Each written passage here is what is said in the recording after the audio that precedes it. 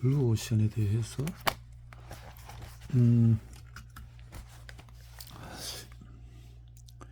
묘지는 어떻게 협상하는가. 욕먹고 돈 벌면 좋아요? 제목이 좀 자극적이라고 생각하는가? 다른 사람의 묘지를 낙찰받아 대파는 일을 하기에 욕을 먹으면서 돈을 번다고 오해하는 사람들이 있어서 내용을 넣었다. 대한민국에서 묘지를 가장 많이 사고 팔았지만 여태까지 단 한 번도 욕을 먹은 적이 없다. 처음 경매를 시작할 때에는 묘지가 아니라도 지분 경매 자체가 돈을 버는 만큼 욕도 많이 먹는다고 들어서 걱정했었다. 묘지는 명도 등 기타 과정이 없어서 매도하러 갔어야 공유자를 대면한다. 공유자는 대부분 연배가 있는데 이 사람들이 허를 굽혀 내게 감사 인사를 한다. 덕분에 땅을 지켰다고, 묘를 지켰다고. 참 아이러니하다. 일반적으로 생각해보면 나는 이들 선조의 묘를 가지고 압박을 했고 또한 이를 통해서 돈을 벌었다. 나만 좋은 일인데 이들은 나에게 감사를 함을 표한다. 내가 나쁜 사람인 것 같은데 고맙다는 말을 들으며 돈을 벌다니 왜 그럴까 하고 생각해보니 아마 내가 도의적인 선을 잘 지켜서 그런 것 같다. 이 일을 업으로 하며 느끼는 것은 결국 사람과 사람이 하는 일이기에 말로 잘 풀어보면 안 될 일이 없다는 것이다. 지분 경매를 하는 사람들 중에서 간혹 한탕주의로 공유자에게 과도한 금전을 요구하거나 압박을 한다. 이렇게 하면 팔당도 못 파게 되고 팔고도 욕을 먹는 것이다. 묘지 경매를 통해서 만난 인연이지만 이 인연이 살아가다가 언제 어떻게 연결될지 모르는 일이다. 지금은 내가 우위에 있는 게 맞을 수 있으나 나는 이를 강조하지는 않는다. 지금 잠시 내가 우위에 있을 것일 뿐 언제 고지를 빼앗길지는 모르기 때문이다. 그래서 정도라는 말이 있지 않겠는가. 내가 이제껏 선탄하게 묘지 경매를 할 수 있었던 것은 이 정도를 그랬기 때문인지도 모르겠다. 누군가는 나를 부정적으로 바라볼 수 있고 저렇게까지 해야 하나 욕을 할 수도 있다. 이해는 한다. 관점과 견해의 차이일 뿐이니 말이다. 묘지 경매를 하면서 생각보다 뿌듯할 때가 많다. 묘지 경매를 해본 사람들이라면 이 말을 이해할 것이다. 아직 해보지 않았다면 단 한 번만이라도 시도하라. 그러면 내 말에 충분히 공감할 것이다. 설령 욕을 먹는다 해도 욕을 안 먹고 돈이 없어 고민하며 사는 것보다 욕을 먹더라도 나처럼 돈에서 해방된 삶을 살고 싶지 않은가? 협상의 시작. 일반적으로 묘지 경매는 낙찰 후에 협상하는 순서로 진행된다. 협상을 하려면 공유자에게 연락을 해야 한다. 등기부등본에서 공유자의 이름과 주소지만 나와 있다. 전화번호라도 있으면 전화도 걸어볼 텐데 말이다. 그래서 내용 증명을 보내고 항상 전화를 기다리는 입장이다. 공유자는 두 가지 태도를 보이는데 내용 증명을 받은 후에 연락하는 경우와 낙찰자가 어떻게 하는지 지켜보는 경우다. 내용 증명을 발송한 후에 예상치 못한 상황에서 전화가 오는 경우가 있다. 갑자기 공유자의 전화를 받고 협상을 이어가야 하는 경우다. 협상을 많이 해본 사람들은 긴장하지 않고 이를 잘 진행할 수 있지만 대부분의 사람들은 무슨 말을 해야 할까 걱정한다. 나도 그랬다.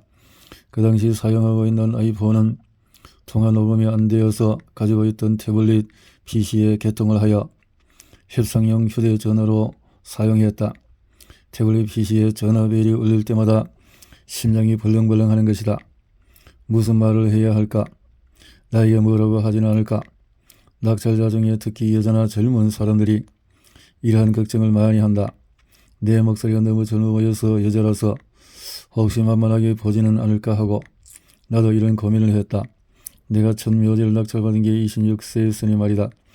하지만 겪어보니 공유자의 목적은 묘지를 지키는 것이지 낙찰자가 어떤 사람인지 파악하는 게 목적은 아니다. 그러니 협상을 하기도 전에 괜한 걱정은 하지 않아도 된다. 다만 협상의 시작은 내용 증명을 보내는 순간 시작이 된다. 내용 증명을 보내는 순간부터 무슨 말을 어떻게 할지 미리 생각해 두는 것이 좋다. 지분 경매의 핵심. 협상에 대해서 이야기를 하기 전에 지분 경매의 핵심을 짚고 넘어가자. 지분으로 매각되는 부동산은 무수히 많다.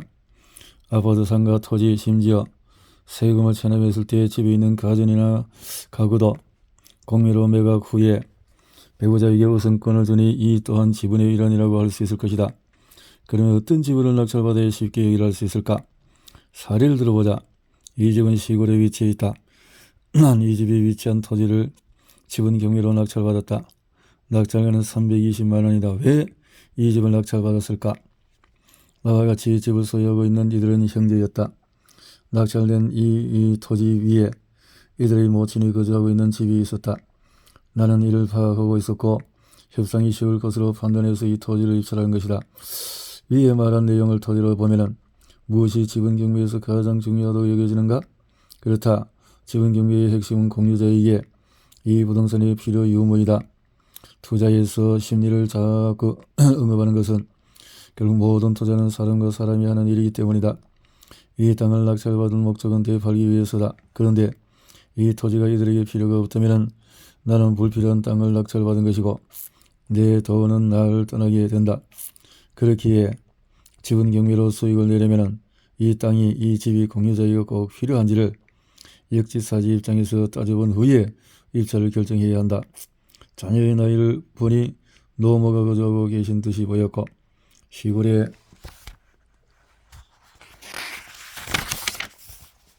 계신 분을 자기 집으로 데려가서 부양하며 살기는 쉽지 않을 것으로 판단해서 입찰을 결정한 것이다. 집이 조립식 주택이기는 했으나 깔끔해 보였다. 낙찰을 받은 다음에 집 담벼락에 애용하는 빨간 현수막을 부착했다. 시골이라는 좁은 동네에서 눈에 띄는 빨간색 현수막, 경매로 이 토지가 매각되었다는 사실까지 안 떼고는 못 빼기는 현수막이다. 현수막을 걸고 얼마 지나지 않아서 아들 중 한 명에게서 전화가 왔다. 묘지보다는 매도하는 데 시간이 좀 더 걸렸던 것 같다. 내가 있는 곳으로 찾아갈 테니 만나자는 것이다. 그래서 이들은 세종시로 나를 찾아왔다.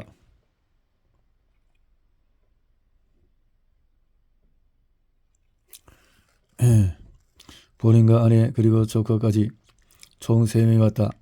이런 경험은 꽤 있다. 특히 대다수가 나보다도 연배가 많기에 만나서 이야기를 하고 싶어한다. 이렇게 찾아온다는 것은 좋은 일이다. 낙찰되는 부동산을 살 건데 가격을 조율하고자 설득하러 오는 것이기 때문이다. 즉 이미 사려고 마음을 먹은 상태라는 말이다. 협상은 음료가 나오기도 전에 끝난다.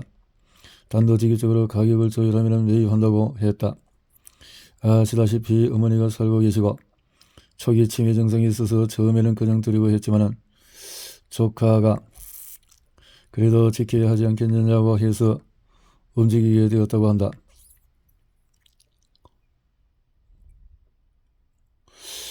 주위에서는 나를 보고 찔러도 피 한 방울 안 나올 것 같다고들 한다. 일을 할 땐 냉정하다고 말하는 이들도 있지만 나도 사람이다. 또 나를 만나기 위해서 직접 세종까지 온 것을 높이 평가하여 낙찰받은 금액에서 300만 원 수익을 남기는 조건으로 매도했다. 큰 수익은 아니었으나 법정 지상권 물리치고 나쁘지 않은 결과였다. 법정 지상권을 설명하기 위해서는 지상권의 개념을 먼저 알아야 한다. 지상권자는 타인의 토지의 건물, 기타 공작물이나 수목을 소유하기 위하여 그 토지를 사용하는 권리가 있다.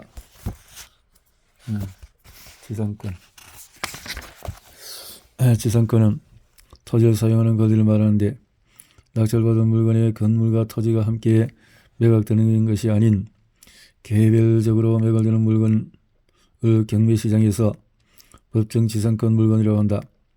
분묘 기지권이 묘를 지킬 수 있는 권리라면 법정 지상권이 승리되는 물건은 본인 건물을 지킬 수 있는 권리라고 이해하면 된다. 결국 지분 경매의 핵심은 역지사지다. 내가 파는 사람의 입장이 아닌 사는 사람의 입장이 되어 공유자에게 이 땅이 이 집이 필요한지 2번, 3번 질문했을 때에도 옛사람은 집차려도 좋다. 묘지 역시 그렇다. 가정을 하고 공유자에게 이 필요하지 않을 것이라고 여겨지면 그 땅은 낙찰 후에 해결하기가 어려울 가능성이 크다. 묘지는 묘지 분묘 기지권이라는 까다로운 장치가 있어 어려워 보인다. 하지만 묘지를 처리해보니 다른 특수 물건이 쉽게 느껴졌다. 묘지를 시작으로 토지, 집, 도로 등 여러 특수 물건을 경험했는데 남들이 가장 어렵다고 느끼는 묘지가 방법만 알면 이보다 쉬운 것은 없었다. 일반적으로 법정 지성권이 성립하지 않으면 내가 이 집을 철거하기 위해서 소송을 해야 하지만 이 집을 철거할 수 있는 가능성이 커지기에 협상에서 유리하게 작용할 것으로 생각한다. 하지만 경험한 바로는 이 사람들이 집에 살고 있기에 소송을 걸기 전에는 반응하지 않는 경우가 많았다. 이 말은 묘지보다 소송 비중이 더 크고 시간도 오래 걸렸다. 누구나 단기간에 수익을 보고 싶지 장기간 소송을 진행하며 수익을 내고 싶지는 않을 것이다. 특히 이 책을 보는 경매 입문자는 소송을 해보지 않았기에 더욱 이 단어가 부담이 될 텐데 묘지는 심리적인 이유로 소송을 가는 빈도가 적어서 좋다. 이 물건은 차익은 크지 않았지만 나도 공유자도 만족스러운 거래였다. 만약에 내가 공유자의 입장에서 생각하지 않고 필요없는 부동산을 낙찰받았다면 이러한 결과가 나오지 않았을 것이다. 모든 투자는 심리가 중요하기에 여러분도 상대방의 심리를 이용해야 한다는 것을 잊지 않아야 한다.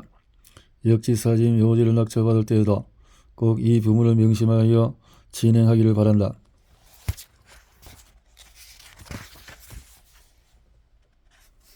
협상이란 무엇인가? 여러분은 협상이 무엇이라고 생각하는가? 협상이라는 단어 자체만 보면 부담이 될 수도 있지만 사실 우리는 매일 크고 작은 협상을 하며 살아간다. 어떤 물건을 구매할 때 가격을 흥정하는 것 또한 협상이다. 경매를 하다 보면 협상을 많이 한다. 나도 경매를 처음 시작할 때 협상에 대한 두려움이 있었다. 어떻게 말해야 협상을 잘 끌고 갈 수 있을까? 내가 원하는 결과를 가져올 수 있을까 말이다. 명도를 하는 것도 협상이고 집은 물건을 매도하는 것도 협상이다. 사람은 내가 어떻게 협상하는지 궁금해한다. 그도 그럴 것이 단기간에 지분을 팔아버린 남이 보기에는 협상의 달인처럼 보이나 보다. 나라고 해서 특별한 것이 없지만 그동안 경매를 하며 느꼈던 점을 이야기해볼까 한다. 먼저 협상을 하는 최종 목적은 이익을 얻기 위해서다. 특히 부동산 협상은 재화와 직접 연결되어 있다. 협상을 잘하면 그만큼 이익을 얻을 수도 있고 손해를 보지 않을 수도 있다. 둘 다 이익을 얻는 협상을 하면 가장 좋겠지만 이는 말처럼 쉽지가 않다. 둘 중에 누군가는 더 이익을 보고 누군가는 덜 이익을 보는 것이 협상의 권리다. 그렇다고 해서 협상을 일방적으로 이어나가서는 안 된다. 예전에 묘지 연구자에게 이런 전화를 받은 적이 있다. 누군가가 본인의 선산을 낙찰을 받은 후에 1억 원을 요구했다는 것이다. 내가 묘지 경매에 저희가 쓰니 도움을 청한 것이다. 낙찰자가 얼마에 낙찰을 받은지 물어보니 1천만 원 남짓을 받아서 1억 원을 요구하며 이 어른은 팔성이 없다고 고집하여 공유물 분할 소송 판결까지 진행이 된 상황이라고 했다. 이 사례에서 누가 협상의 승리자라고 생각하는가? 낙찰자? 아니다. 이 협상에서 승리한 사람은 아무도 없다. 둘도 피해를 본 케이스다. 낙찰자는 가당금액을 위하여 본인의 투자금을 회수하지 못할 가능성이 커졌다. 본인의 협상 방법으로 시간 또한 많이 소모했음은 물론이다. 묘지 연구자가 어떻게 대응했는지 모르지만 이 사람 또한 형식적인 경매가 진행된다면 서운해일 것이다. 협상이란 누군가가 좀 더 웃고 덜 웃고의 차이지만 이렇게 둘 다 울게 되는 사례는 협상 과정에서 충분히 조정할 수 있다.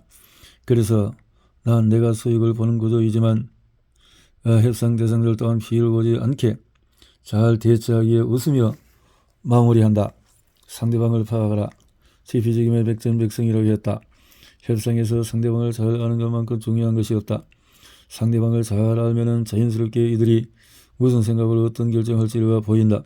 묘지 경매를 하다 보면 집안마다 성향이 차이가 있다. 어떤 집에서는 이런 상황에서 A라는 선택을 하고 어떤 집에는 B라는 선택을 한다. 집안별로 성향과 분위기에 따라서 선택하는 것이 모두 다르다. 그렇게 협상 전에 상대방을 올바로 파악하는 것이 중요하다. 상대방의 목적을 파악하라. 협상을 통해 무엇을 얻으려고 하는지를 파악해야 한다. 나에게 땅을 매입하려고 하는지 내 의정을 떠보려고 하는지 상대방이 원하는 것을 알면 우리가 그의 의정을 파악하고 요구에 맞는 조건을 찾기가 쉽기 때문이다. 또한 그 과정에서 상대방의 속사정을 알게 된다면 우리가 그들이 고민하는 부분 또한 해결해 줄 수 있기도 하다. 그러기 위해서는 상대방의 목적이 파악될 때까지는 가급적 이야기를 들어주는 것이 좋다. 협상을 할 때 본인의 이익을 위해서 내가 하고 싶은 말만 따발성처럼 쏟아 뱉는 사람들도 있는데 이런 경우는 상대방의 의정을 파악하기도 전에 내 패를 뻔히 내보이는 협상 방법이므로 지양하기를 바란다. 협상자의 결정자를 파악하라. 협상하는 사람들이 그 대표에서 우리와 협상을 한다. 그런데 그 사람이 결정자일 수도 있고 아닐 수도 있다. 무슨 말이냐면 본인이 대표로 나서기는 했지만 이야기를 듣고 결정할 수 있는 힘을 가진 사람일 수도 있고 집안에서 처음 따는 이유만으로 대표자가 된 경우도 있다. 우리와 협상하는 사람이 결정권이 있다면 이 일은 쉽게 풀린다. P2P로 둘이서 해결하면 된다. 하지만 가족의 동의를 구해야 하는 입장이라면 내가 호의를 베풀었을 때 노라는 대답을 가져오는 경우도 있다. 그래서 결정권이 있는 사람과 직접 협상하는 것이 좋다. 더 심플하기 때문이다. 회사를 예로 들더라도 사장과 사장이 협상을 진행할 때에 서로 이익이 맞다면 쿨하게 일을 진행할 수가 있지만 회사의 팀장과 협상을 진행하면 팀장이 가져온 안을 과장, 부장, 사장이 이렇게 결재를 받아야 비로소 결정되니 말이다. 간혹 결정권은 하나도 없으면서 오지랖만 넓어 연락을 하는 사람도 있는데 이런 사람과는 길게 대화할 필요가 없다. 시간만 낭비하는 셈이기 때문이다. 협상을 할 때 가지고 있는 지식을 보여주는 것이 좋다. 다만 거의 불급이 되지 않도록 적당히 보여주어야 한다. 상대방에게 관련 지식을 많이 알고 있는 전문가라고 느끼게 하면 협상보다도 쉽게 이끌 수 있다. 자랑은 협상을 불필요하지만 전문가처럼 보일 만한 지식은 항상 준비해 두는 것이 중요하다. 합리적이라는 인식을 주어라. 묘지 경매에서 협상하는 대다수 사람들은 이 거래가 불합리하다고 생각한다. 낙찰금에 웃돈을 주고 사야 하기 때문에 그렇게 생각할 것이다. 한 수강생이 이런 말을 한 적이 있다. 예전에 본인이 거래를 하려 변무사에 갔는데 부모가 싸해서 말을 한마디도 뭐라고 못하고 있다가 법무사 측에서 이 정도면 어쩔까가 잘 무리한 거래라고 말해준 뒤 말해서 분위기가 좀 나아졌다는 것이다. 공유자와 식사하며 마무리를 하거나 감사 인사를 드리며 매도하는 것이 꽤 신기했다고 한다. 그 이유를 곰곰이 생각해보니 협상을 하면서 합리적인 선택을 했다는 인식을 주었기 때문이지 않을까. 합리적이라는 인식을 주기 위해서는 만약에 협상이 안 되었다면 이렇게 되었을 것이라는 등 최악의 상황을 알려주는 것도 하나의 방법이다. 본인이 하는 선택이 어떤 결과를 가져올지 모르기 때문이다. 이보다는 협상안에 따르는 것이 옳은 선택이라는 것을 보여주면 자연스럽게 합리적이라고 생각할 수가 있다.